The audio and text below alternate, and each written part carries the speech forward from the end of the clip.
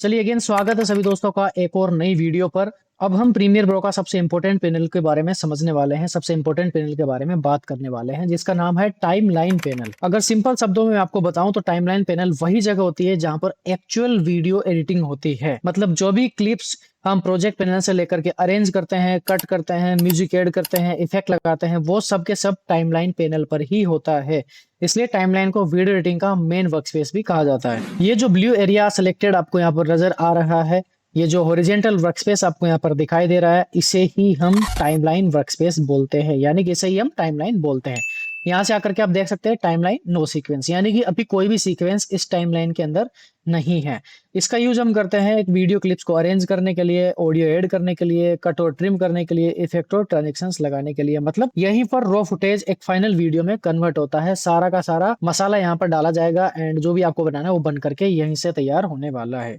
तो जब भी आप प्रीमियर पे ओपन कर लेते हैं तो सबसे पहले एक सीक्वेंस आपको क्रिएट करना होता है। टाइमलाइन पैनल नॉर्मली स्क्रीन के बॉटम में आपको यहाँ पर मिल जाता है, सेम इसी जगह पर आपको ये दिखाई देगा। अगर टाइमलाइन पैनल विजिबल नहीं होता है तो उससे वापस लाने का तरीका वही है, विंडो के अंदर जाना है एंड यहाँ से आपको टाइमलाइन सर्च करना है, जो कि आपको यहाँ पर मिल जाता है टाइमलाइन। अगर ये चेक मार्क नहीं लगा हो तो इस पर चेक मार्क लगा देना है। इसकी शॉर्टकट की होती है Shift+3, आप प्रेस करेंगे तो भी टाइमलाइन आपका यहाँ पर आ जाता है। टाइमलाइन पैनल जो होता है मेनली 3 पार्ट से मिलकर के बना होता है। 3 पार्ट कौन कौन से होते हैं? सबसे फर्स्ट आपका ये ट्रैक एरिया होता है, सेकंड आपका प्लेहेड एरिया होता है एंड थर्ड आपका टाइम रूलर होता है। सभी को एक एक करके डिटेल में हम समझते हैं। सबसे पहले यहाँ से प्रोजेक्ट पैनल में हम जाते हैं एंड किसी एक क्लिप को हम टाइमलाइन में लेकर के आते हैं। तो किसी भी क्लिप को टाइमलाइन में कैसे लाया जाता है? क्लिप्स को टाइमलाइन में लाने के दो मेन तरीके होते हैं। फर्स्ट मेथड है कि आप इसे ड्रैग एंड ड्रॉप करके यहाँ से ला सकते हैं कुछ इस तरीके से एंड क्लिप आपकी टाइमलाइन के अंदर शो हो जाती है। सेकंड मेथड आपका होता है, आपको इस पर क्लिक करना है, राइट क्लिक आपको करना है, नीचे आना है एंड आपको ऑप्शन मिल जाता है new sequence from clip.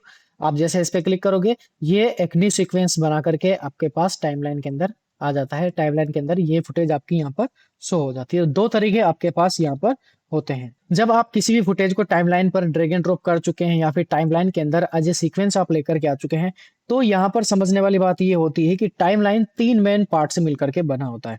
First आपका होता है ट्रैक एरिया, सेकंड आपका होता है प्ले हेड एंड थर्ड आपका होता है टाइम रूलर। अब तीनों को डिटेल में हम यहाँ पर समझते हैं। सबसे पहले ट्रैक्स एरिया क्या होता है? जो ये हॉरिजेंटल लाइंस आपको ये दिख रही है, वन बाय वन एक के ऊपर एक लाइंस आपको दिख रही है, इन्हें ही हम ट्रैक्स बोलते हैं। लाइक ये लेयर्स होती है। अगर आप किसी ग्राफिक डिजाइनिंग सॉफ्टवेयर के अंदर जाते हैं लाइक फोटोशॉप के अंदर, तो वहां पर हम लेयर्स बोलते हैं, लेकिन यहाँ पर हम इन्हें ट्रैक बोलते हैं। तो यहाँ पर ट्रैक भी दो टाइप के होते हैं। फर्स्ट टाइप होता है आपका वीडियो ट्रैक एंड सेकंड होता है आपका ऑडियो ट्रैक। वीडियो ट्रैक यानी कि जो आपको यहाँ पर दिख रहा है V1 V2 V3, ये आपके वीडियो ट्रैक होते हैं एंड नीचे जो आपको दिखाई दे रहा है A1 A2 A3, ये आपके ऑडियो ट्रैक होते हैं। And video track and audio track के बीच में आपको एक डिवाइडेशन लाइन यहाँ पर नजर आती है, ये वाली डिवाइडेशन लाइन, जिसको आप ऊपर नीचे करके एडजस्ट भी कर सकते हैं।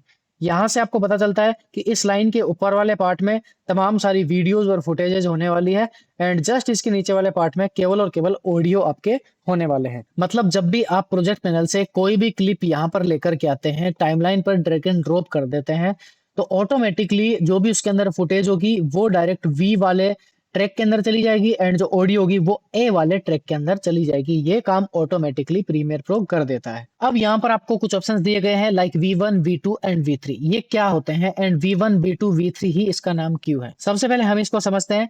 V1 में होगा आपका मेन वीडियो, मतलब V1 में जब भी आपका जो मेन वीडियो होगा वो हमेशा V1 में आपको रखना है।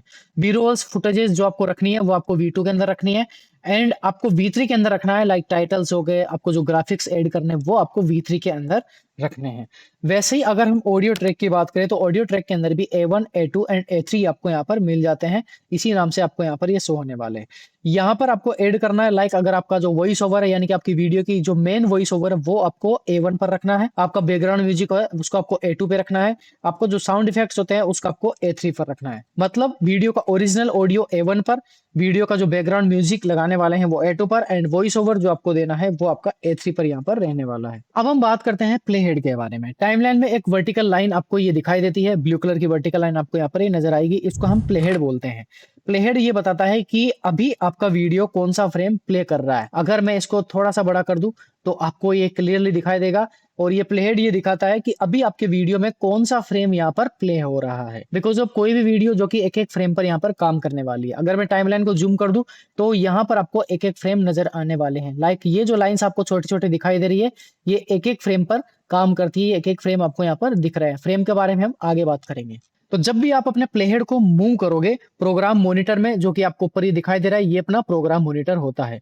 प्रोग्राम मॉनिटर में आपका वीडियो का वही फ्रेम यहाँ पर चेंज होता हुआ आपको नजर आएगा। इससे आप अपनी एडिटिंग का एग्जैक्ट पॉइंट चूज कर सकते हो। लाइक मुझे अगर किसी एग्जैक्ट जगह पर काम करना है, लाइक मुझे 1 क्लिक पर काम करना है, तो मैं वहां पर आकर के क्लिक करूंगा। लाइक ये वाला फ्रेम अपना सिलेक्ट हो चुका है। अब मैं यहाँ पर जो भी मुझे काम करना है वो हम काम यहाँ पर करना स्टार्ट कर सकते हैं। तो एडिटर्स प्लेहेड का यूज कट और ट्रिम करने के लिए करते हैं। मैक्सिमम यूज इसी काम में आता है। लाइक इसको हम जूम करेंगे, जहां से हमें कट करना है वहां पर हम प्लेट को ला करके रखेंगे एंड वहां पर हम कट लगा देंगे। चलिए अब हम बात करते हैं टाइम रूलर के बारे में। टाइमलाइन जो अपनी होती है, जस्ट इसके ऊपर आपको ये टाइम रूलर यहाँ पर मिल जाती है। ये रूलर्स आपको यहाँ पर दिखाई देगी एंड इसके ऊपर कुछ टाइम आपको यहाँ पर नजर आने वाला है। ये टाइम कुछ सेकंड्स या मिनट या फिर आवर्स किसी में भी हो सकता है। ये आपकी वीडियो के लेंथ के अकॉर्डिंग काम करने वाली है। तो यहाँ पर आपको टाइम दिखाई देता है, जैसे कि सबसे स्टार्टिंग में अगर हम जाते हैं तो यहाँ पर आपको बिल्कुल 00 दिखाई देता है। देन उसके बाद 005 आपको दिखाई देगा, 0010 आपको दिखाई देगा, 00 आपको 5, 10, 11, 12 इस तरीके से आपको यहाँ पर ये दिखाई देने वाले हैं। इससे आपको पता चलता है कि आपकी वीडियो कितने ड्यूरेशन का है और कौन सा पार्ट अभी चल रहा है। लाइक अगर मैं इसे प्ले करता हूँ तो आप यहाँ से आगे आएंगे तो हम देख सकते हैं कि ये 15 सेकंड्स पर अभी आ चुका है, ये यहाँ पर 30 सेकंड्स पर आ चुका है, ये यहाँ पर 45 सेकंड्स पर आ चुका है। ये आपको यहाँ पर टाइमलाइन रूलर के अंदर दिखाई देता है। अब टाइमलाइन के अंदर बेसिक एडिटिंग किस तरीके से करते हैं उसके बारे में हम यहाँ पर समझने वाले हैं। तो सबसे पहले हम कट के बारे में बात करते हैं। किसी भी क्लिप को छोटे छोटे पार्ट्स में डिवाइड करने के लिए हम कट का यूज करते हैं एंड कट की शॉर्टकट की होती है razor tool and razor tool की शॉर्टकट की होती है आपकी सी। जैसे आप सी प्रेस करेंगे आपका रेजर टूल यहाँ पर एक्टिवेट हो जाता है। जैसे आप वी प्रेस करेंगे आपका मूव टूल वापस एक्टिवेट हो जाता है। अब रेजर टूल और मूव टूल की शॉर्टकट की अगर आपको याद नहीं है तो यहीं पर आपको ये ऑप्शन मिल जाते हैं। ये सिलेक्शन टूल यानी कि वही मूव टूल आपका शॉर्टकट की इसकी वी रहने वाली है। नीचे में आते हैं तो यहाँ पर रेजर टूल आपको ये मिलने वाला है, इसकी शॉर्टकट की यहाँ पर सी होने वाली है। तमाम सारे ऑप्शंस को डिटेल में हम समझने वाले हैं। अभी के लिए केवल आप टाइमलाइन को समझे कि टाइमलाइन के अंदर क्या क्या तमाम सारी चीजें रहने वाली है। अगर आपकी जो कोई भी क्लिप है उसको आपको स्टार्ट और एंड से छोटा या बड़ा करना है तो डायरेक्टली क्लिप के एजेस को ड्रैग कर सकते हैं। लाइक हम यहाँ पर आएंगे, ये अपना जो माउस का कर्सर है ये कुछ इस तरीके से चेंज हो जाता है एंड इसको हम इस तरीके से बढ़ा सकते हैं। तो ये आगे से अपना यहाँ पर ट्रिम हो गया इतना पार्ट। अगर पीछे से भी हमें ट्रिम करना है तो सिंपल वही प्रोसेस हमें यहाँ पर करनी है एंड ये अपनी यहाँ पर ट्रिम हो जाती है। देखो बेसिकली कट और ट्रिम में डिफरेंस होता है। कट होता है किसी भी वीडियो का किसी भी क्लिप को 2 पार्ट में डिवाइड करने के लिए, यानी कि जैसे ही हम यहाँ पर आते हैं हमें चाहिए कि यहाँ पर बीच में कट लगाना है, यानी कि 2 पार्ट में हमें डिवाइड करना है। हम सिंपल सी प्रेस करेंगे, रेजर टूल अपना एक्टिवेट हो चुका है एंड यहाँ पर हम क्लिक करेंगे, ये अपना कट लग चुका है, यानी कि ये अपना 2 पार्ट में यहाँ पर डिवाइड हो चुका है। एक पार्ट अपना ये हो चुका है, एक पार्ट अपना ये हो चुका है। लेकिन ट्रिम अलग तरीके से काम करता है। ट्रिम का मतलब होता है किसी भी पार्ट को छोटा करना। लाइक ये वाला पार्ट अपना यहाँ पर मौजूद है, अब ये पूरा का पूरा पार्ट आपको यहाँ पर दिखाई दे रहा है, मुझे इसे ट्रिम करना है, यानी कि आगे से मुझे थोड़ा सा ट्रिम करना है। तो इस तरीके से हम आकर के इसे ट्रिम कर लेंगे, इसको बोलते हैं ट्रिम करना। पीछे से अगर थोड़ा सा छोटा करना है तो हम इसे इस तरीके से ट्रिम कर लेंगे। तो अब आपको यूज करना है कट और ट्रिम का अलग अलग तरीके से। बेसिकली कट का यूज हम किसी भी क्लिप के बीच से कर सकते हैं, लेकिन ट्रिम का यूज हम केवल एजेस से कर सकते हैं। कट हम कहीं पर भी लगा सकते हैं। सी प्रेस किया हमने, यहाँ पर कट यहाँ लगा दिया, यहाँ लगा दिया, यहाँ लगा दिया, यहाँ लगा दिया। ओके, आप एजेस पर कट नहीं लगा सकते हो। एजेस को अगर आपको छोटा बड़ा करना है तो वहां पर आप ट्रिम कर सकते हो, इस तरीके से आप ट्रिम कर सकते हो। तो कट और ट्रिम में यही एक डिफरेंस होता है। अब किसी भी क्लिप को अगर टाइमलाइन में मूव करना है तो मूव करने के लिए आपके पास मूव टूल ऑप्शन मौजूद है।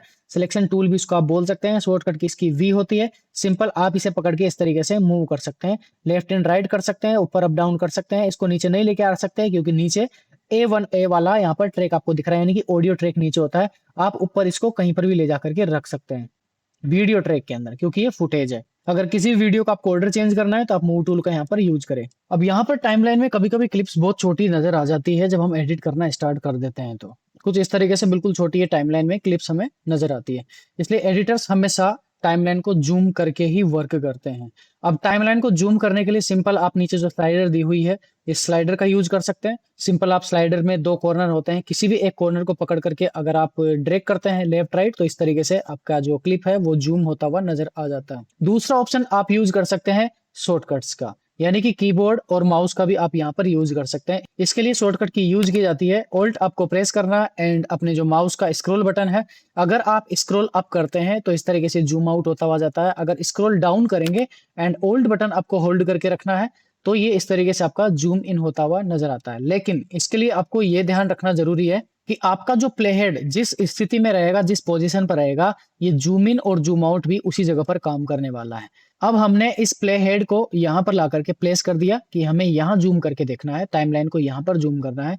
देन उसके बाद हमने यहाँ पर ओल्ड की को होल्ड करके रखा एंड अपने माउस का स्क्रॉल बटन जिससे हमने इसको स्क्रॉल डाउन करना स्टार्ट करा एंड टाइमलाइन अपनी यहाँ पर क्लिप अपनी यहाँ पर जूम होती हुई नजर आ रही है एंड ये कंप्लीटली एक एक फ्रेम पर अपन आ चुके हैं। वापस से अपने को अगर जूम आउट करना है तो सिंपल ऑल्ट की अपने को प्रेस करके रखना है एंड वापस से अपने को स्क्रॉल जो बटन है अपना माउस का इसको अब स्क्रॉल अप करना है तो ये जूम आउट जूम इन यहाँ पर होता हुआ नजर आता है कुछ इस तरीके से। अब जहां पर भी आपका प्ले हेड होगा वहीं से ये जूम इन होना स्टार्ट होगा। लाइक मुझे यहाँ पर जूम करना है, यहाँ पर जूम करना है, यहाँ पर जूम करना है, तो वहीं से मैं ऑल्ट की प्रेस करता हूँ एंड उसके बाद स्क्रॉल की यहाँ पर इस तरीके से जूम हो जाता है। गाइस जितना आप जूम करके काम करोगे उतना ज्यादा बेटर रहेगा, क्योंकि इससे जो आपकी टाइमलाइन होती है वो पूरी डिटेल्स में आपको नजर आ जाती है कि कौन सी जगह पर आपकी वॉइस है, कौन सी जगह पर आपको कट लगाना चाहिए, कहाँ पर आपको कट नहीं लगाना चाहिए। मतलब कट लगाने के लिए जो गलती हो सकती थी उसके चांसेस बिल्कुल कम हो जाते हैं, मतलब ना के बराबर हो जाते हैं।